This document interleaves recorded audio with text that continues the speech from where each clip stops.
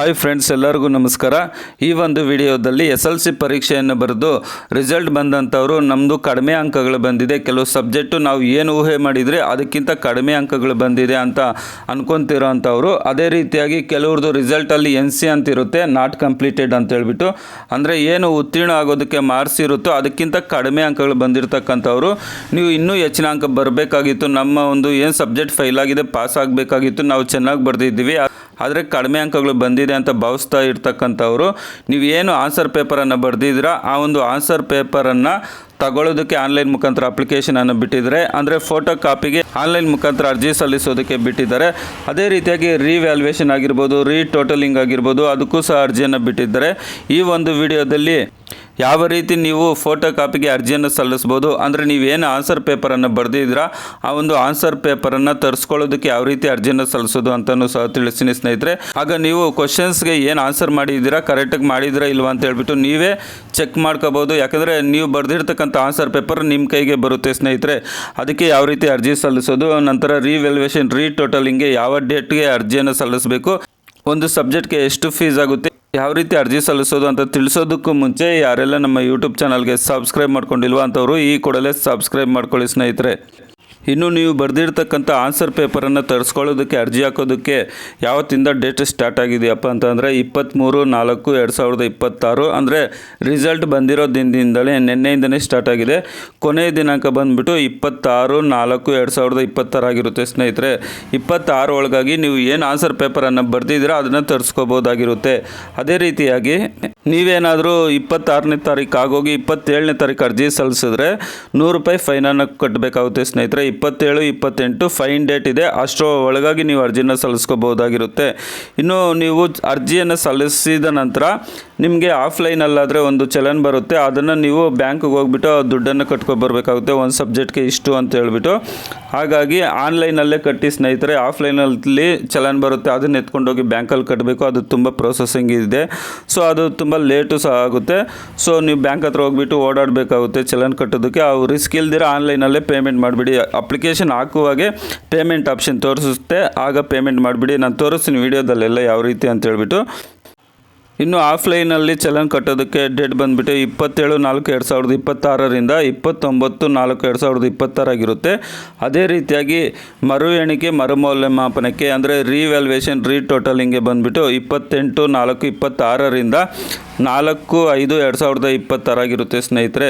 ಅಂದರೆ ರೀವ್ಯಾಲ್ಯೂಯೇಷನ್ ಆಗಿರ್ಬೋದು, ರೀಟೋಟಲಿಂಗ್ ಆಗಿರ್ಬೋದು, ನೀವು ಅರ್ಜಿ ಸಲ್ಲಿಸಬೇಕಾದ್ರೆ ಅದಕ್ಕೂ ಮುಂಚೆ ನೀವು ಉತ್ತರ ಪತ್ರಿಕೆ ಸ್ಕ್ಯಾನ್ ಪ್ರತಿಯನ್ನು ಪಡ್ಕೋಬೇಕಾಗುತ್ತೆ. ಅಂದರೆ ಫೋಟೋ ಕಾಪಿ ನೀವೇನು ಆನ್ಸರ್ ಬರೆದಿರ್ತೀರ ಆ ಒಂದು ಆನ್ಸರ್ ಪೇಪರನ್ನು ತರಿಸ್ಕೊಂಡ್ರೆ ಮಾತ್ರ ರೀವ್ಯಾಲ್ಯೂಯೇಷನ್ ಆಗಿರ್ಬೋದು, ರೀಟೋಟಲಿಂಗ್ ಆಗಿರ್ಬೋದು ಅರ್ಜಿ ಸಲ್ಲಿಸೋದಕ್ಕೆ ಆಗುತ್ತೆ. ಇನ್ನು ಫೋಟೋ ಕಾಪಿಗೆ ಅರ್ಜಿ ಸಲ್ಲಿಸಿದಂಥವರು ಡೌನ್ಲೋಡ್ ಮಾಡ್ಕೊಳ್ಳೋದಕ್ಕೆ 27/4/2026ರಿಂದ 28/4/2026 ಆಗಿರುತ್ತೆ ಸ್ನೇಹಿತರೆ. 2 ದಿನದ ಒಳಗಾಗಿ 27-28 ತಿಂಗಳ ಒಳಗಾಗಿ ನೀವು ಫೋಟೋ ಕಾಪಿಗೆ ಯಾರೆಲ್ಲ ಅರ್ಜಿಯನ್ನು ಸಲ್ಲಿಸಿದ್ದೀರಾ ಸ್ಕ್ಯಾನ್ ಪ್ರತಿಗಾಗಿ ಅವರು ಆ ಡೇಟಲ್ಲಿ ಡೌನ್ಲೋಡ್ ಮಾಡ್ಕೋಬೋದಾಗಿರುತ್ತೆ.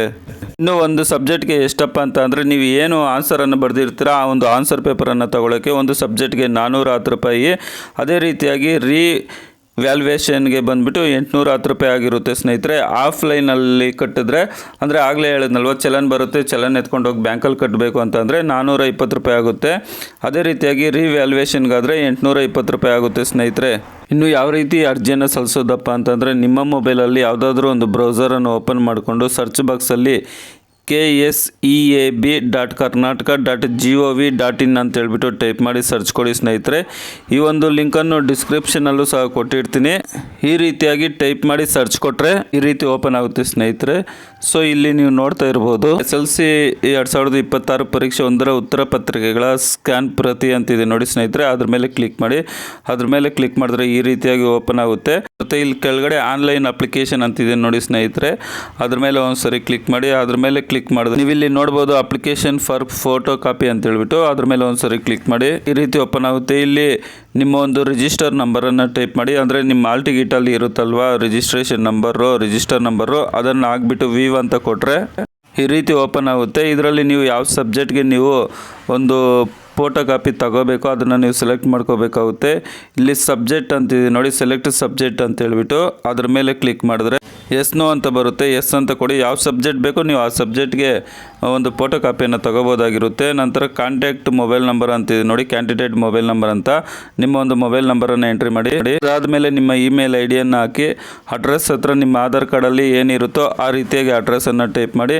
ಅದ್ರ ಕೆಳಗಡೆ ತಾಲೂಕು ಅಂತಿದೆ ನೋಡಿ ಸ್ನೇಹಿತರೆ, ತಾಲೂಕನ್ನು ಟೈಪ್ ಮಾಡಿ. ಅದಾದಮೇಲೆ ಪಿನ್ ಕೋಡ್ ಅಂತಿದೆ, ನಿಮ್ಮ ಆಧಾರ್ ಕಾರ್ಡಲ್ಲಿ 6 ನಂಬರ್ ಏರಿಯಾ ಪಿನ್ ಕೋಡ್ ಇರುತ್ತೆ, ಆ ಒಂದು ಪಿನ್ ಕೋಡನ್ನು ಎಂಟ್ರಿ ಮಾಡಿಬಿಟ್ಟು ಕೆಳಗಡೆ ಜನ್ರೇಟ್ ಒ ಟಿ ಪಿ ಅಂತಿದೆ ನೋಡಿ.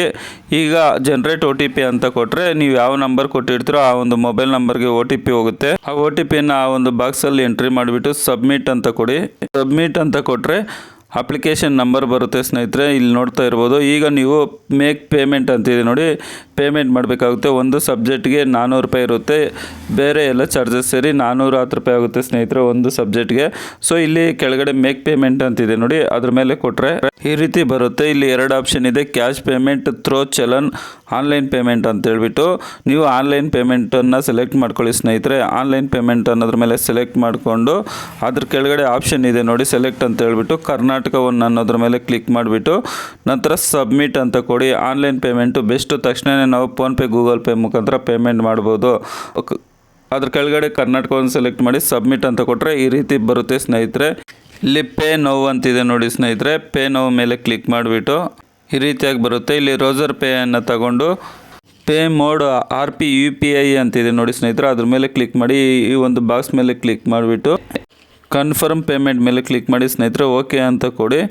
ಓಕೆ ಅಂತ ಕೊಟ್ಟರೆ ಕೆಲವೇ ಸೆಕೆಂಡು ನೀವು ವೆಯ್ಟ್ ಮಾಡಬೇಕಾಗುತ್ತೆ. ವೆಯ್ಟ್ ಮಾಡಿದ್ರೆ ಒಂದು ಸ್ಕ್ಯಾನರ್ ಕೋಡ್ ಓಪನ್ ಆಗುತ್ತೆ ಸ್ನೇಹಿತರೆ. ಆ ಒಂದು ಸ್ಕ್ಯಾನರ್ ಕೋಡನ್ನು ನೀವೇನು ಮಾಡಬೇಕಪ್ಪ ಅಂತಂದರೆ ನಿಮ್ಮ ಫೋನ್ಪೇ ಗೂಗಲ್ ಪೇಯಲ್ಲಿ ಸ್ಕ್ಯಾನ್ ಮಾಡಿದ್ರೆ ಪಾಸ್ವರ್ಡ್ ಕೇಳುತ್ತೆ. ಆಗ ನೀವು ಏನು ಫೋನ್ಪೇ ಗೂಗಲ್ ಪೇಗೆ ಪಾಸ್ವರ್ಡನ್ನು ಇಟ್ಕೊಂಡಿರ್ತೀರ ಆ ಒಂದು ಪಾಸ್ವರ್ಡನ್ನು ಹಾಕಿದ್ರೆ ಪೇಮೆಂಟು ನಿಮ್ಮ ಮೊಬೈಲಲ್ಲಿ ಕಟ್ಟಾಗುತ್ತೆ. ಗೌರ್ಮೆಂಟ್ಗೆ ಆನ್ಲೈನು ಪೇಮೆಂಟು ಹೊರಟೋಗುತ್ತೆ ಸ್ನೇಹಿತರೆ. ಈಗ ಕಟ್ಟಾಗಿರೋದು ಪೇಮೆಂಟ್ ಸಕ್ಸಸ್ ಆಗಿರೋದು ನೋಡಿ ಸ್ನೇಹಿತರೆ. ಈಗ ಪ್ರಿಂಟ್ ಅಂತ ಕ್ಲಿಕ್ ಮಾಡಿ ಪ್ರಿಂಟ್ ಅಂತ ಕೊಟ್ಟರೆ ಆ ಒಂದು ಪೇಮೆಂಟ್ ಆಗಿರ್ತಕ್ಕಂಥ ರೆಸಿಪ್ಟ್ ಬರುತ್ತೆ. ಅದನ್ನು ನೀವು ಸ್ಕ್ರೀನ್ಶಾಟ್ ಹೊಡೆದು ಇಟ್ಕೊಳ್ಳಿ ಅಥವಾ ಸೇವ್ ಮಾಡಿ ಇಟ್ಕೊಳ್ಳಿ ಸ್ನೇಹಿತರೆ. ಈ ರೀತಿಯಾಗಿ ಪೇಮೆಂಟ್ ಮಾಡಿರ್ತಕ್ಕಂಥ ಸ್ಲಿಪ್ ಬರುತ್ತೆ. ಇದನ್ನು ಸ್ಕ್ರೀನ್ಶಾಟ್ ಅಥವಾ ಸೇವ್ ಮಾಡಿ ಇಟ್ಕೊಳ್ಳಿ. ಫ್ಯೂಚರಲ್ಲಿ ಬೇಕಾಗುತ್ತೆ. ನೀವು ಡೌನ್ಲೋಡ್ ಮಾಡ್ಕೋಬೇಕಾದ್ರೆ ಈ ಒಂದು ಇಲ್ಲಿ ನೀವು ಕಾಣ್ತಾ ಇರ್ಬೋದು ಕನ್ಸ್ಯೂಮರ್ ನಂಬರ್ ಅಂತ ಹೇಳ್ಬಿಟ್ಟು ಆ ನಂಬರ್ ಹಾಕಿ ಅದನ್ನು ನೀವು ಡೌನ್ಲೋಡ್ ಮಾಡ್ಕೋಬೇಕಾಗುತ್ತೆ ಫೋಟೋ ಕಾಪಿಯನ್ನು. ಹಾಗಾಗಿ ಇದನ್ನು ಭದ್ರವಾಗಿ ಇಟ್ಕೊಳ್ಳಿ. ಪೇಮೆಂಟ್ ಮಾಡಿದ್ಮೇಲೆ ಫೋಟೋ ಕಾಪಿ ಡೌನ್ಲೋಡ್ ಅಂತಿತ್ತು ನೋಡಿ ಆಗಲೇ, ಅದ್ರ ಮೇಲೆ ಕ್ಲಿಕ್ ಮಾಡಿಕೊಂಡ್ರೆ ಈ ರೀತಿಯಾಗಿ ಬರುತ್ತೆ. ಡೌನ್ಲೋಡ್ ಮಾಡ್ಕೋಬೋದು. ಇಲ್ಲಿ ಎಂಟರ್ ಅಪ್ಲಿಕೇಶನ್ ನಂಬರ್ ಅಂತಿದೆ ನೋಡಿ, ನಿಮಗೆ ಚಲನಲ್ಲಿ ಬಂದಿರುತ್ತೆ ಅಪ್ಲಿಕೇಶನ್ ನಂಬರು, ಆಮೇಲೆ ರಿಜಿಸ್ಟರ್ ನಂಬರನ್ನು ಹಾಕಿ ನಂತರ ಸೆಲೆಕ್ಟ್ ಸಬ್ಜೆಕ್ಟ್, ಯಾವ ಸಬ್ಜೆಕ್ಟ್ಗಾಗಿ ಇದ್ದೀರೋ ಆ ಒಂದು ಸಬ್ಜೆಕ್ಟನ್ನು ಸೆಲೆಕ್ಟ್ ಮಾಡಿಕೊಂಡು ನಂತರ ಅಲ್ಲಿ ಕ್ಯಾಪ್ಚರ್ ಏನು ಕಾಣಿಸ್ತಾ ಇದೆಯೋ ಆ ರೀತಿಯಾಗಿ ಕ್ಯಾಪ್ಚರನ್ನು ಹಾಕಿ ಸೆಂಡ್ ಒ ಟಿ ಪಿ ಅಂತ ಕೊಟ್ಟರೆ, ಜನ್ರೇಟ್ ಒ ಟಿ ಪಿ ಅಂತ ಕೊಟ್ಟರೆ ಆ ಒಂದು ರಿಜಿಸ್ಟರ್ ಆಗಿರೋ ಮೊಬೈಲ್ ನಂಬರ್ಗೆ ಒ ಟಿ ಪಿ ಹೋಗುತ್ತೆ. ಆ ಒ ಟಿ ಪಿಯನ್ನು ಹಾಕಿದ್ರೆ ಡೌನ್ಲೋಡ್ ಆಗುತ್ತೆ ಸ್ನೇಹಿತರೆ. ಈ ರೀತಿಯಾಗಿ ನೀವು ಫೋಟೋ ಕಾಪಿಗೆ ನಿಮ್ಮ ಮೊಬೈಲ್ ಮುಖಾಂತರನೇ ಅರ್ಜಿಯನ್ನು ಸಲ್ಲಿಸ್ಕೋಬೋದಾಗಿರುತ್ತೆ. ನೆಕ್ಸ್ಟ್ ವಿಡಿಯೋದಲ್ಲಿ ರೀವ್ಯಾಲ್ಯೂಯೇಷನ್ ಅಥವಾ ರೀಟೋಟಲಿಂಗ್ಗೆ ಯಾವ ರೀತಿ ಹಾಕೋದು ಅಂತಲೂ ಸಹ ತಿಳಿಸ್ತೀನಿ, ಯಾವ ರೀತಿ ಅಪ್ಲೈ ಮಾಡೋದು ಅಂತಲೂ ಸಹ ತಿಳಿಸ್ತೀನಿ. ಹಾಗಾಗಿ ತಪ್ಪದೇ ಸಬ್ಸ್ಕ್ರೈಬ್ ಮಾಡ್ಕೊಳ್ಳಿ. ಈ ವಿಡಿಯೋ ನೋಡಿದ್ದಕ್ಕಾಗಿ ಧನ್ಯವಾದಗಳು. ಬಾಯ್, ಟೇಕ್ ಕೇರ್ ಫ್ರೆಂಡ್ಸ್.